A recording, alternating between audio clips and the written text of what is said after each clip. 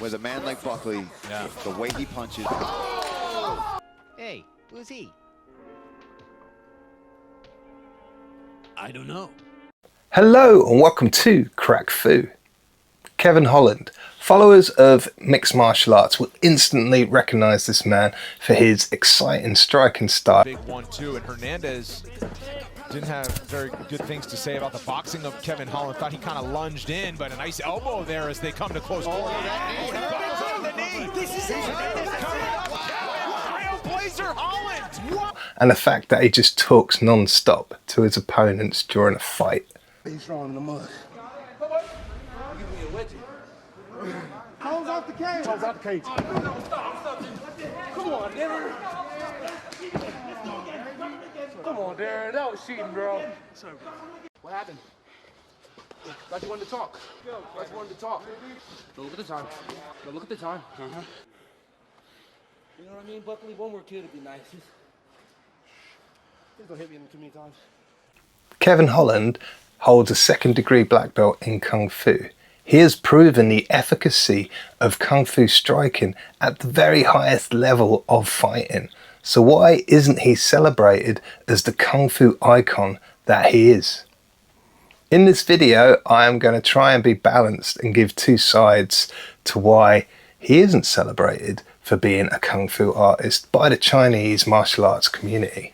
Let's start with the negative reasons why I think Kevin Holland isn't celebrated as the Kung Fu icon that he is by the Chinese martial arts community. First and foremost, he doesn't fit the stereotype that has become the norm in the Chinese martial arts community today. That is, he evidently lifts weights, works out, trains hard, is conventionally fit. There's too many pot-bellied Kung Fu masters out there telling people that if you look a certain way, you're not doing it right. You're not a true Kung Fu practitioner, particularly in the internal martial arts. But again, this doesn't really apply for Kevin Holland, so it has to be more than this. Holland's doing a good job moving him back in this round.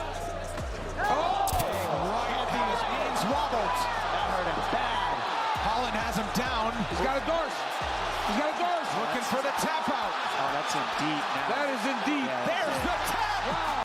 I feel that another reason this is because MMA competition in general is frowned upon within the Chinese martial arts community.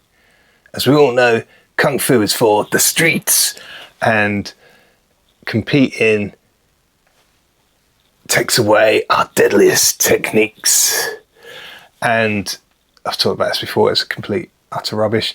I think the main reason competition is frowned upon these days is because the way most people practice Chinese martial arts today just isn't realistic. There's this nice sort of background thought that, well, if I had to use it, I could.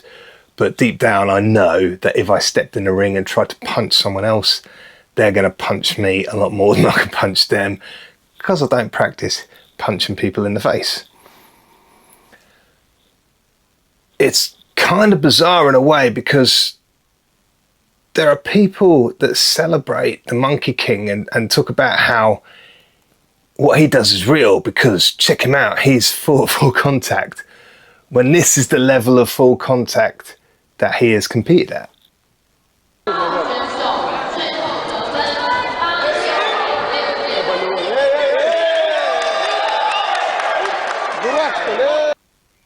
Whereas Kevin Holland has competed at the very highest levels of competition.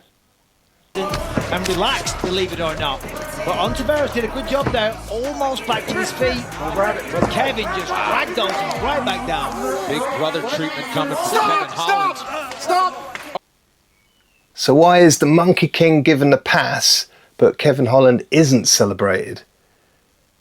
Again, a lot of it comes down to the way he fights. Kevin Holland is seen as just a mixed martial artist because the techniques that he uses are just the same techniques that everyone else uses. There are only so many ways you can throw a punch. There's only so many ways you can throw a kick. I really don't get it.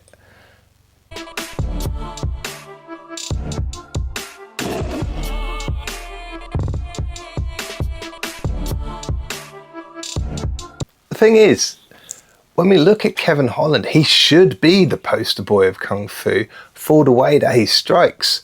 When they talk about his punches, they'll often talk about how there's no wind up to them.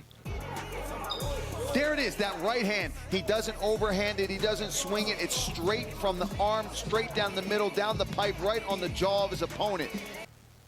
When he throws his punches, they look effortless and they knock people out, they knock people down. I've had traditional martial artists tell me that they would defeat my grappling by using elbows. Well, that, as I say, if you get past that, we didn't do it. If you get past that, that becomes elbows and knees. If I decided to get close to them, you know, like Kevin Holland actually does that. When people try to grapple, he will elbow them. Combination by Vicente. Kevin hit him with a right hand over the top. Oh, big right hand. Just the other night in one of his fights, someone was trying to take him down. I'm often told about, you know, how striking would be used, you know, Kung Fu striking. I'd use my Kung Fu strikes to stop people from grappling. Kevin Holland did that. He was on one leg punching the guy in the face. Why isn't he celebrated as a Kung Fu icon? My main explanation just is because he's too good and he shows up the Chinese martial arts community for what it is: unrealistic, fantasy-based cosplaying. So even though I do tend to lean more towards what I've just said, there is also another side to why he may be not celebrated as a Kung Fu icon within the Chinese martial arts community. And that's because, do we even know what style of Kung Fu Kevin Holland actually does? If you look up online, I've read that it's Choi Li Foot, I've read that it's Shaolin style, I've read that it's Hung Gar. I've never heard him say what style he uses. I've heard him say he's a second-degree black belt in Kung Fu. I've not seen him talk about his actual Kung Fu training. I've not seen him show any of his Kung Fu training. I've not seen him talk about the history of his Kung Fu training. Unlike people like Stephen Wonderboy Thompson, This is a little karate gym. who will often show his karate roots, who will still be seen practicing karate. This doesn't happen with Kevin Holland. What you see is predominantly, well, is just his mixed martial arts training, his sparring footage, his black belt in Brazilian Jiu-Jitsu, that kind of thing. We don't see him put on, you know, a Kung Fu uniform and do forms training.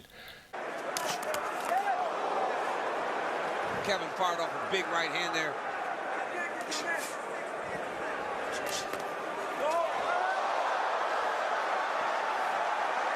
Oh, choke here. He locked He's it up. good there. Kevin's really good here. That's tight. Oh, it's tight.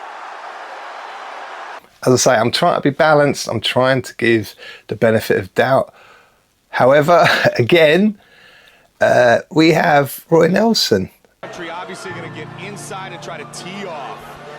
Boom, and there it is. Just like that. Big country. Another person that isn't really celebrated as a Kung Fu icon, but we do see him talk about his Kung Fu roots. We do see him talk about how his Kung Fu training influenced his style of fighting. The Lohan School of Shaolin, I got involved, actually started in my Sifu's garage. I think I was 15 and a half, 16. Roy came by and with two twin brothers, and they asked, what are you doing? I said, Kung Fu. And he says, you know, we want to train. Would you train us?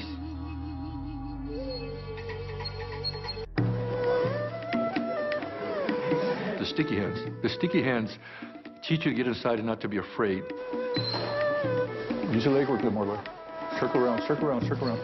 Basically, you're just working on body positioning and body movement where you're actually feeling their energy and just trying to manipulate that to your advantage.